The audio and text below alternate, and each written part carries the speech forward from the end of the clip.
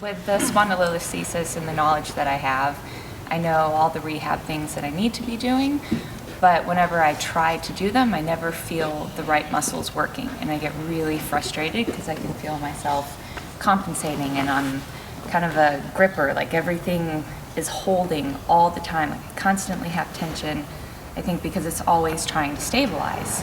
So through my pelvis, through my abdominals, I'm always holding here.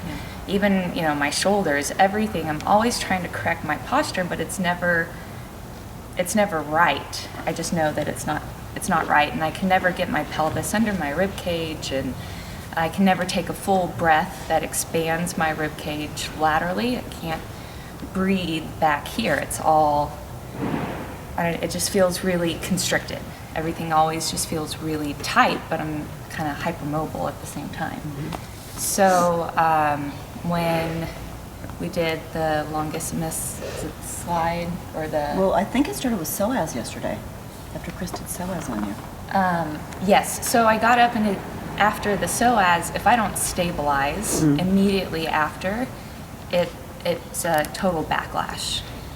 So getting up and walking around after that, immediately I'll feel good, and then as I start to move around again, it just starts right back up. So I know that I have to follow it up with some stabilization exercises, but I couldn't do them correctly because I wasn't breathing correctly. And I know that your stabilization, the very basis and foundation of that starts with breathing. And I couldn't lay down even in like a hook line position, or even like in a child's pose. I couldn't even get a good breath there. So after we did that technique for the first time in 2 years with a little bit of proprioceptive feedback with her hands on my rib cage, and just feeling her hands there, and with the release of all those erectors and lats, I could finally take a breath into that posterior lateral rib cage, and it was the coolest feeling because I've just stopped doing any of my rehab because I'm not doing it right, and I just get super frustrated. And I haven't been working out like I enjoy. I have kind of just stopped everything because I was getting such bad nerve pain, and that's a big part of my life and kind of my hobbies. So it was a huge moment of hope. After so much pain for so long, and not sleeping at night because the nerve pain gets so bad, that it just affects every part of your life, and not breathing correctly as well, you notice a lot of things. So that was huge, and it took 10 minutes, if that, for a change of, 2 years. And then what did you go do? I went and jumped on a trampoline For a really long time. Yeah, and it was super fancy, super too. fun. So FST set me free.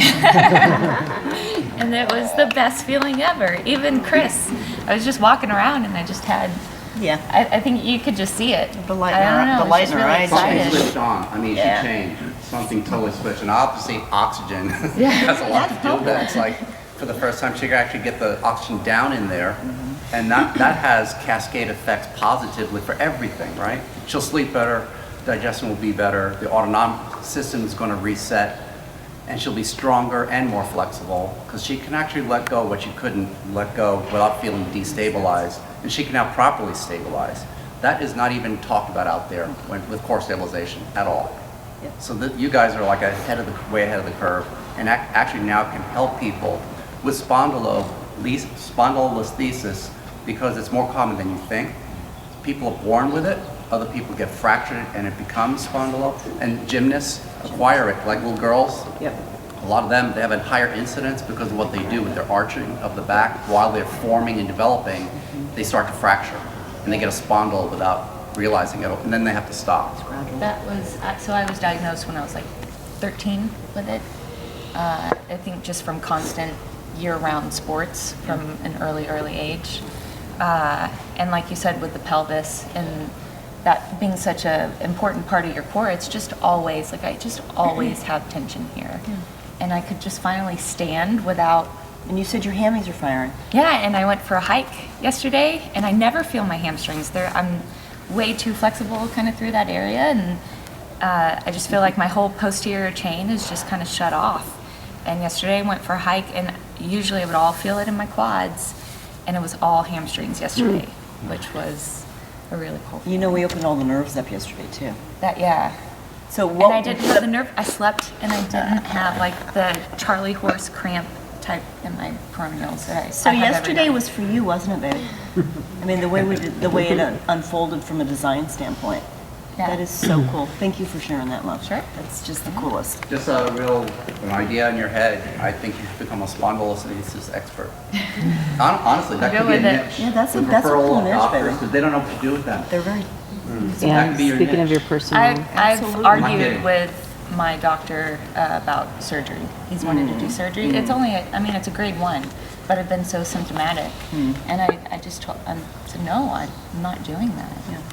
Share it with your doc, maybe your positive changes, and maybe he will refer people with spondylolisthesis to you, if Yeah. you're willing to take that on. Yeah, no, definitely. Why would I not help other people change like you guys have helped me? Awesome. that's a nice way to start the morning. Thanks, baby. Sure.